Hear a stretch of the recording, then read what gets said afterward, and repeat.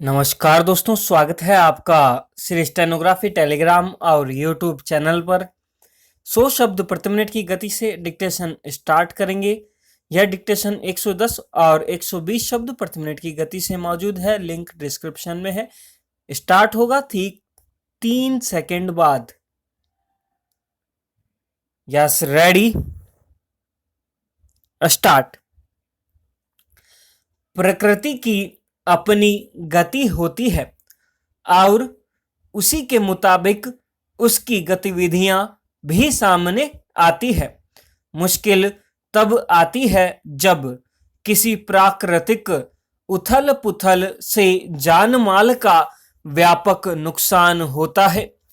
इन महीनों के दौरान बारिश एक स्वाभाविक चक्र है और लोग इसका इंतजार भी करते हैं, लेकिन रविवार को तेज बरसात के साथ जो हुआ वह अप्रत्याशित और दुखद है। हालांकि बारिश के समय बिजली चमकना या गिरना एक सामान्य बात है, लेकिन कई बार व्यापक पैमाने पर बिजली गिरने की घटनाओं से होने वाला नुकसान चौंकाता है। उत्तर प्रदेश, मध्य प्रदेश और राजस्थान के कई इलाकों में बारिश के साथ साथ बिजली गिरने की अलग अलग घटनाओं में 80 से ज्यादा लोगों की मौत की खबर मौसम की असामान्य गतिविधि का संकेत है। अकेले उत्तर प्रदेश में 42 लोगों की जान चली गई, 22 लोग झुलस गए और करीब 250 मवेशियों की भी मौत हो गई। राजस्थान में 20 और मध्य प्रदेश में 11 लोग बिजली गिरने से मारे गए। इसके अलावा हिमाचल प्रदेश के धर्मशाला और उत्तराखंड में भी मूसलाधार बारिश के बीच में ही बादल फटने की घटनाओं से व्यापक तबाही हुई। निश्चित तौर पर बरसात और उसकी वजह से जान माल के व्यापक नुकसान की घटनाएं कोई पहली बार सामने नहीं आई है। इसके बावजूद बिजली गिरने से इतनी बड़ी तादाद में लोगों के मरने की घटना ने स्वाभाविक ही चिंता पैदा की है। क्या जलवायु में होने वाले परिवर्तन की वजह से मौसम का यह रूप सामने आ रहा है? संभव है कि बढ़ते तापमान की वजह से होने वाले बदलावों के चलते सामान्य प्राकृतिक चक्र में भी उथल पुथल हो रहा हो, लेकिन पिछले कुछ दशकों के दौरान समूची दुनिया में मनुष्य की गतिविधियों ने जिस कदर प्रकृति की बुनावट की उपेक्षा की है, इसका उसे खामियाजा भी भुगतना पड़ रहा है। कई बार लोग मौसम के चक्र, उसकी प्रकृति और हरकतों के कारणों के बारे में जागरूक नहीं होते हैं, इसलिए भी उसकी मार का सामना करना पड़ता है। मसलन राजस्थान के जयपुर में 11 लोगों की मौत तब हो गई जब वे लोग बारिश के दौरान ही आमेर किले के वॉच टावर के ऊपर मोबाइल से अपनी ही तस्वीर उतार रहे थे। आमतौर पर ऊंची जगहें आसमानी बिजली गिरने के समय आकर्षण केंद्र का काम करती है। जब बिजली गिरी तो वहां मौजूद लोगों में कई ने नीचे छलांग लगा दी। दरअसल बिजली गिरने से होने वाली मौतों के कारण के अध्ययनों में यह बताया जा चुका है कि बारिश के दौरान छतरी या मोबाइल फोन का इस्तेमाल नहीं करना चाहिए, क्योंकि मोबाइल की तरंगें या छाते का धातु बिजली गिरने के समय वाहक का काम कर सकता है। हमारे देश में खास तौर पर उत्तर भारत में इलाकों में अक्सर इस कारण से होने वाली मौतों की खबरें आती रहती है। एक समस्या यह भी है कि हमारे यहाँ इस बारे में अभी तक पूर्व सूचना या चेतावनी की ठोस प्रणाली कायम नहीं हो सकी है। इसके अलावा बरसात में इसके खतरे के बावजूद कई लोग खेतों में या खुले में धातु के संपर्क के साथ कोई अन्य काम कर रहे होते हैं। खास तौर पर पेड़ों के नीचे खड़ा होना खतरनाक है, लेकिन विकल्प नहीं मिलने की स्थिति में कई बार लोग वही जगह चुनते हैं। बिजली गिरने से पहले आसमान में गड़गड़ाहट या रोए खड़ा होने जैसे संकेत सामने आ सकते हैं, लेकिन जागरूकता की कमी की वजह से लोगों का ध्यान बचाव के उपायों पर नहीं जा पाता।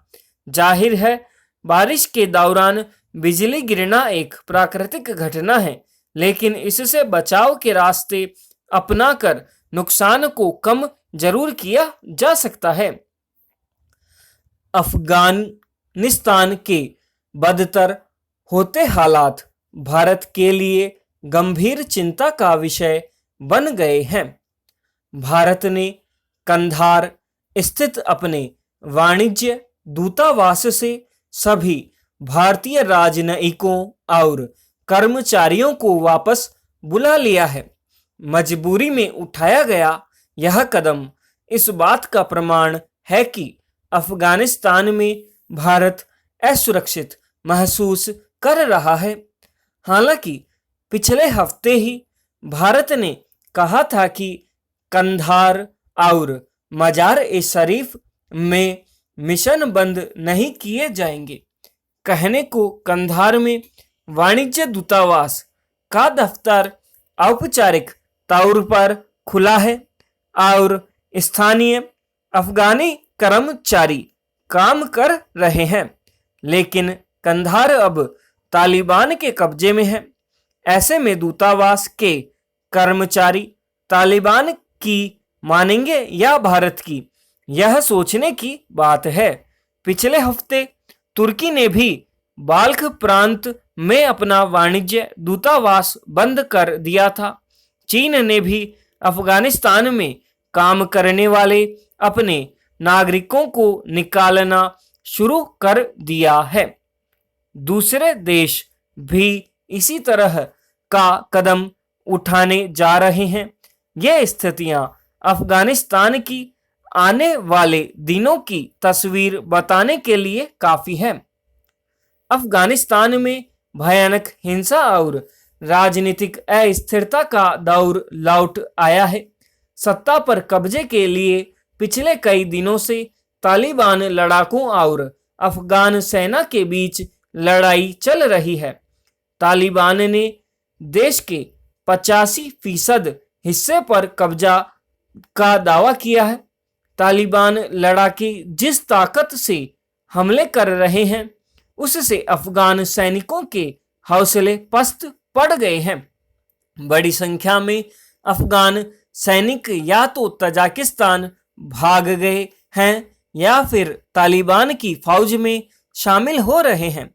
इससे लग रहा है कि अब वह दिन दूर नहीं जब देश की सत्ता फिर से तालिबान के हाथ में होगी। तालिबान की ताकत इसलिए बढ़ गई है कि परोक्ष रूप से चीन और पाकिस्तान उसके साथ है। तालिबान की मदद के लिए पाकिस्तानी सेना लड़ाके भी तैयार कर रही है। तालिबान ने तो चीन को अपना दोस्त भी बता दिया है। अपने नियंत्रण वाले इलाकों में तालिबान ने फिर से शरीयत कानून थोप दिए हैं। तालिबान के खौफ से बड़ी संख्या में लोग पड़ोसी देशों में भाग रहे हैं। पाकिस्तान ने 5 लाख शरणार्थियों के आने की संभावना जताई है, तो 2 लाख अफगानी पहले ही देश छोड़ चुके थे। यह संकट भारत के लिए भी कम गंभीर नहीं है। अगर तालिबान सत्ता हथियाने में कामयाब हो गया तो भारत के लिए मुश्किलें और बढ़ जाएंगी।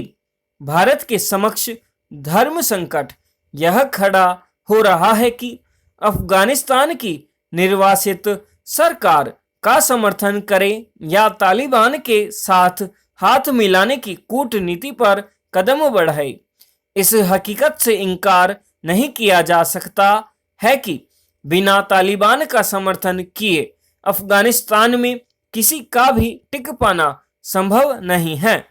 2 दशक पहले भी जब तालिबान सत्ता में था तो भारत ने उसे मान्यता नहीं दी थी और कोई संबंध नहीं रखा था। इसकी कीमत कंधार विमान अपहरण कांड में 3 आतंकियों की रिहाई के रूप में चुकानी पड़ी थी। पिछले 2 दशकों में भारत ने अफगानिस्तान के पुनर्निर्माण में बड़ा योगदान दिया है। सड़क परियोजनाओं से लेकर नया संसद भवन बनाने, शिक्षा के क्षेत्र में मदद देने जैसे बड़े कदम उठाए हैं। पर तालिबान के रहते यह सब आसान नहीं होगा। दूसरा खतरा यह भी है, पाकिस्तान भारत के खिलाफ तालिबान का इस्तेमाल करने से बाज नहीं आएगा। सच्चाई तो यह है कि बदलते हालात में तालिबान और भारत एक दूसरे की मजबूरी भी हैं। यह वक्त भारत की कूटनीति की परीक्षा का है। अब देखना यह होगा कि भारत तालिबान को कैसे और कहां तक साध पाता है। यह था 100 शब्द प्रति मिनट की गति से अभ्यास। आपने किया स्टेनोग्राफी के माध्यम से। यह अभ्यास 100, 110 और 120 से रिकॉर्ड है। लिंक डिस्क्रिप्शन में मौजूद है या आप हमारे व्हाट्सएप और टेलीग्राम से भी प्राप्त कर सकते हैं। बने रहिए हमारे साथ। तब तक के लिए जय हिंद, जय भारत।